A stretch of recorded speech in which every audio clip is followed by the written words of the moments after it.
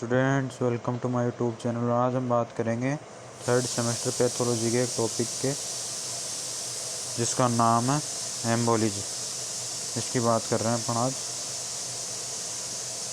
देखते हैं एम्बोलिज्म क्या होता है। सबसे पहले देखते हैं डेफिनेशन की बात करते हैं। डेफिनेशन क्या होती है एम्बोलिज्म की। Embolism is the process of partial और complete obstruction of some part of the cardiovascular system by any mass carried in the circulation. Embolism क्या है? पार्शियल और कंप्लीट ऑब्स्ट्रक्शन होता है सम पार्ट कार्डियोवैस्कुलर सिस्टम के some part का by any mass जो carried होता है इन द सर्कुलेशन में। एम्बोलिज्म इज द ओकल्जन और obstruction of a vessel by an abnormal mass transported from a different site by the circulation. Embolism क्या है? एक ओकल्जन ऑब्स्ट्रक्शन है वेसल का बाय एन एबनॉर्मल मास के द्वारा obstruction है वेसल में जो ट्रांसपोर्ट होता है from a different side by the circulation के द्वारा। An embolus is a detached intravascular solid liquid gaseous mass that is carried in the circulation to a site distant from its point of origin। जो embolus होता है वो intravascular solid हो सकता है, liquid हो सकता है और गैसियस मास के रूप में भी हो सकता है। इसके बाद बात करते हैं अपन टाइप और classification of embolism. First number पे depending on the physical nature of emboli. First number है solid thrombus. Most common solid thrombus जो होता है मोस्ट कॉमन होता है फॉरेन बॉडीज में। बुलेट हो सकता है, कैथेटर हो सकता है, आल्सो एथ्रोमेटस मटेरियल हो सकता है, ट्यूमर सेल क्रैम्प हो सकता है, tissue fragment, parasites, bacterial clumps हो सकता है। इसके बाद है लिक्विड में एमनियोटिक फ्लूइड हो सकता है, रेडियोग्राफिक कॉन्ट्रास्ट मटेरियल हो सकता है, fat after soft tissue trauma हो सकता है, फ्रैक्चर हो सकता है, बोन मेर हो सकता है। गैसियस में क्या होता है? एयर। सेकेंड नंबर पर depending upon the source of emboli. इसमें cardiac emboli from left side of heart. Second number पे arterial in systemic arteries, venous in pulmonary arteries and lymphatic. इसके बाद है इफेक्ट ऑफ एम्बोलिज्म। एम्बोलिज्म का effect क्या होता है, प्रभाव क्या पड़ता है एम्बोलिज्म से। नंबर 1 पे इस्चीमिया, इन्फॉक्शन हो सकता है, सेप्सिस हो सकता है इफ इन्फेक्टेड। एग्जाम्पल है पल्मोनरी एम्बोलिज्म हो सकता है विद पल्मोनरी इन्फॉक्शन।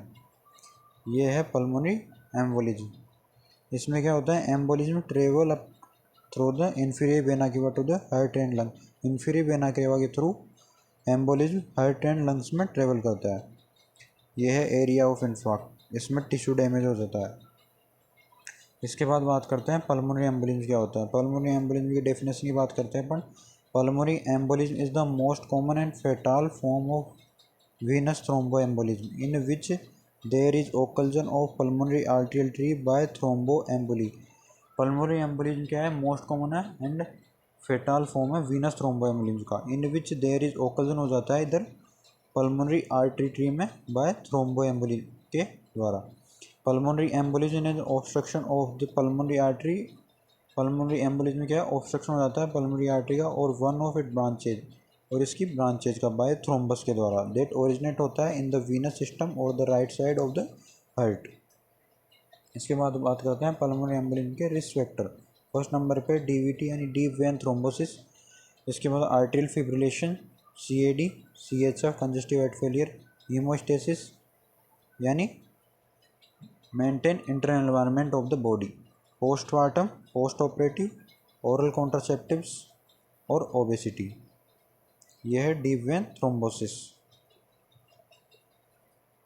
नॉर्मल में ब्लड फ्लो नॉर्मल रहता है और डीवीटी में ब्लड क्लॉट हो जाता है, यानी डीप वेन थ्रोम्बोसिस में ब्लड क्लॉट हो जाता है। इसके बाद है केज क्या है पल्मोनरी एम्बोलिज्म के। Many substance can embolize to the pulmonary circulation including first number पे air during neurosurgery from central venous catheter. इसके बाद है amniotic fluid during active labour, fat, long bone fracture. Foreign bodies में है talc in the injection drug users. Parasite eggs में है schistosomiasis. इसके बाद है सेप्टिक एम्बोलिज्म में एक्यूट इन्फेक्शियस एंडोकार्डाइटिस। इसके बाद है ट्यूमर सेल्स, इसमें है रीनल सेल का कार्सिनोमा। रेड एम्बोलस में डीवीटी और arterial fibrillation. Most common thromboemboli originate from the large vein of lower legs, popliteal femur and iliac vein 95%। Less common thromboemboli in the varicosities of superficial vein of the legs. Pathogenesis क्या होती है इसकी pulmonary embolism की? फर्स्ट number पे detachment होता है थ्रोम्बोलिन का from it origin into the large vein. इसके बाद थ्रोम्बोएम्बलिन जो फ्लो होता है through the drainage into large vein, drain into the right side of heart में फ्लो होता है इसका। इसके बाद है स्मॉल एम्बोली में lodge in the branching arterioles of the pulmonary artery and usually we clinical silent. जो स्मॉल एम्बोली होता है उसकी ब्रांच जो होती है वो पल्मोनरी आर्टरीज में जाती है। इसके बाद है large emboli often occlude the main pulmonary artery and case sudden death. जो लार्ज एम्बोली होती है उसके कारण ओक्लूजन होता है मेन पल्मोनरी आर्टरी में, जिससे सडन डेथ होती है।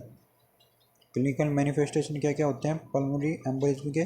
डिस्निया होता है 80% यूजुअली एक्यूट ऑनसेट। इसके बाद प्लूरेटिक चेस्ट पेन होता है, काफ पेन या स्वेलिंग होती है, ऑर्थोपनिया होता है, वीजिंग होती है, कफ होता है, साइनोकोप होता है और हीमोप्टाइसिस होता है यानी ब्लड इन कफ। इसके बाद कौन सीक्वेंस क्या है पल्मोनरी एम्बोलिज्म का?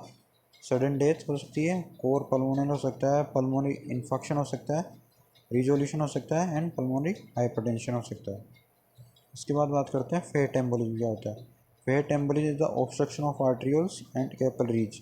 कैपिलरी और आर्टरियोल्स का ऑब्स्ट्रक्शन होता है फेट एम्बोलिज्म में बाय द फेट ग्लोब्यूल्स और fragment of adipose tissue. Fat globules और फ्रेगमेंट ऑफ एडिपो टिश्यू के द्वारा आर्टरियोल्स एंड कैपिलरीज में ऑब्स्ट्रक्शन होगा, इसे ही फेट एम्बोलिज्म बोलते हैं अपन। इसकी इटियोलॉजी यानी केज की बात करते हैं अपन, दो टाइप से होते हैं, traumatic and non traumatic. Traumatic में ट्रोमा टू लॉन्ग बोन और ट्रोमा टू सॉफ्ट टिश्यू। इसके बाद नॉन ट्रोमेटिक केज में एक्सटेंसिव बर्न हो सकता है, डायबिटिक मेलाइटिस हो सकता है, फैटी लीवर हो सकता है, पेनक्रेटाइटिस हो सकता है, inflammation of bone and soft tissue हो सकता है, एक्सटेंसिव फैट और oil induced into the body. इसके बाद पैथोजेनेसिस क्या होती है फेट एम्बोलिज्म की? इसमें रिलीज होते हैं fat globules due to the traumatic and non traumatic cage.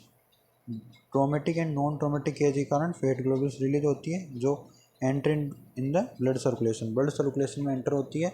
इससे ओकल्जन होता है microvessels in the lungs, brain, kidney and skin. जो lungs, brain, kidney and lungs की माइक्रोवेसल में ओकल्जन होता है। इससे क्या होता है? हाइपरीमिया होता है, इडीमा होता है, पेटिकल हेमरेज हो सकता है, इससे इस्कीमिया होता है, हाइपोक्सिया होता है and infection to the heart. इसके बाद है amniotic fluid embolism. This is the most unpredictable and unpreventable case of maternal mortality. Maternal mortality जो है उसका most unpredictable and unpreventable case है एमनियोटिक फ्लूइड एम्बोलिज्म।